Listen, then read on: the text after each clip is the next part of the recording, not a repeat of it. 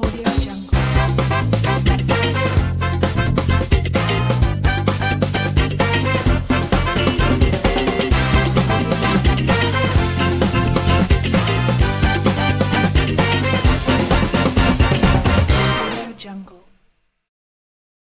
নমস্কার বন্ধুরা, শ্বশুর বৌমার রান্নাঘর অ্যান্ড ব্লগ চ্যানেলে সকলকে স্বাগত।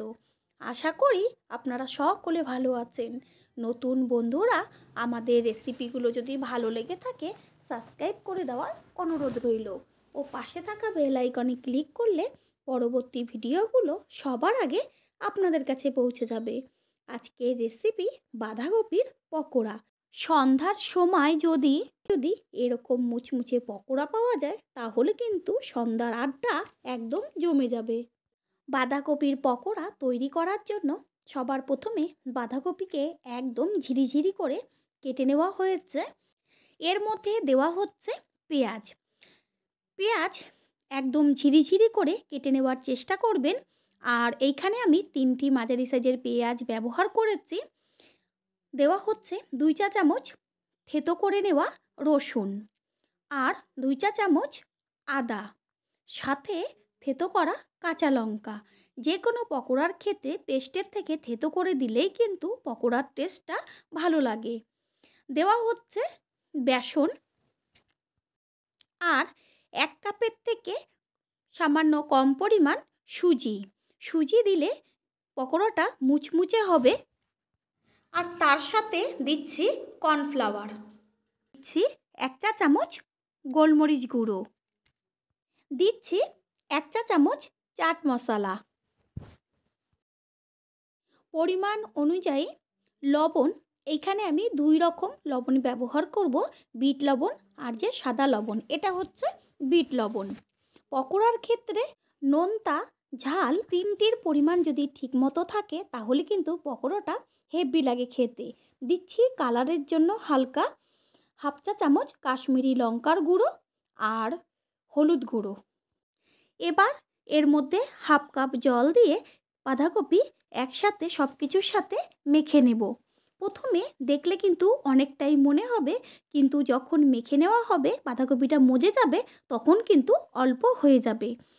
আর আরেকটু টেস্ট বাড়াবার জন্য এর মধ্যে দিচ্ছি কুচিয়ে নেওয়া ধনেপাতা, যেটা ছাড়া নাকি পকোড়া বিশেষ করে শীতকালে অসম্পূর্ণ। বাঁধাকপি ভালো করে মেখে নেওয়া হচ্ছে। আর একটা কথা, আপনারা কিন্তু অবশ্যই কর্নফ্লাওয়ারটা ব্যবহার করবেন, কিন্তু বাইন্ডিংয়ের জন্য যেহেতু বাঁধাকপি তাই কর্নফ্লাওয়ারটা কিন্তু দিলে পকোড়াটা কিন্তু দারুণ হবে। বাঁধাকপি মেখে নেওয়া হয়ে গেল। আগে দেখা যাচ্ছিল যে এই যে পাত্রটা নেওয়া হয়েছে তাতে কিন্তু বাঁধাকপি ভর্তি ছিল, কিন্তু মেখে নেওয়ার পরে একদম কতটা মজে গেছে। এবার গ্যাসের ওভেনে কড়াই বসিয়ে কড়াই গরম করে নিয়ে এতে দেওয়া হচ্ছে সাদা তেল। তেলের পরিমাণটা একটু বেশি দিতে হবে। তেল ভালোভাবে গরম হয়ে গেলে পরে তারপরে গ্যাসের ফ্লেমটা কমিয়ে দিয়ে পকোড়াগুলো আস্তে আস্তে ছেড়ে দিতে হবে। আপনারা যেরকম ডিজাইনই করতে পারেন, তবে আমি চ্যাপ্টা চ্যাপ্টা করে দিয়ে দিচ্ছি।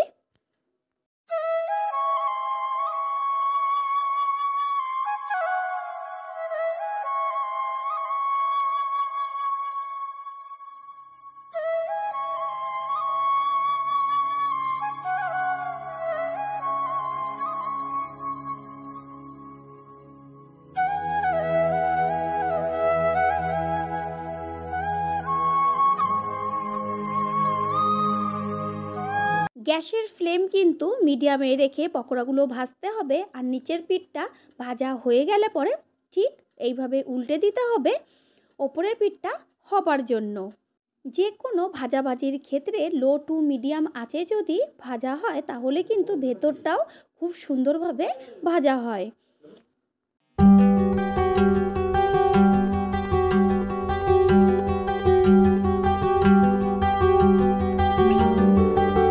পকোড়াগুলো এপিট ওপিট করে সুন্দর করে ভেজে নেওয়া হয়ে গেল।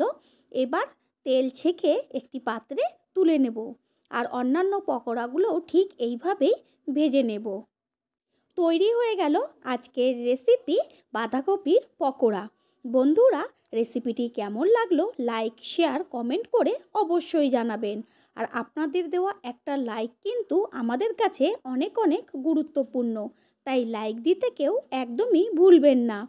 আপনাদের কাছ থেকে চাই আমরা অনেক অনেক ভালোবাসা ও সহযোগিতা। All friend, thanks for watching my video.